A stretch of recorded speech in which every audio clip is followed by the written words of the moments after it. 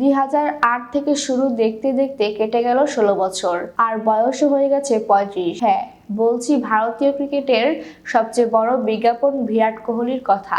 বলতে গেলে সারা জীবন ধরে ক্রিকেটই ছিল তার ধ্যান জ্ঞান, যে কারণেই হয়তো সচিনের পর তার ঝুলিতে আছে সবচেয়ে বেশি সেঞ্চুরি 80টি।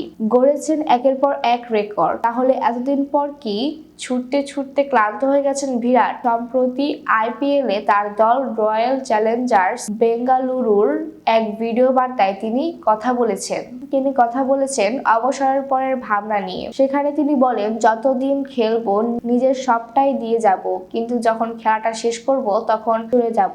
আপনারা আমাকে অনেক দিনের জন্য দেখবেন না, জানিয়েছেন কোহলি। চলতি আইপিএল মরশুমে দারুণ ফর্মে আছেন তিনি। 66.10 গড় এবং 155.16 স্ট্রাইক রেটে কোহলি 13 ইনিংসে রান করেছেন 661। টি-20 বিশ্বকাপের আগে যা ভারত দল এবং নিজের জন্য স্বস্তির। এমনকি টি-20 বিশ্বকাপ ইতিহাসে 25 ইনিংসে সর্বোচ্চ 1141 রানও এসেছে তার ব্যাট থেকে। গড় 81.50 ও স্ট্রাইক রেট 131.30। হয়েছেন দুবার টুর্নামেন্ট সেরাও। Zara Khan, IT Bangla news desk.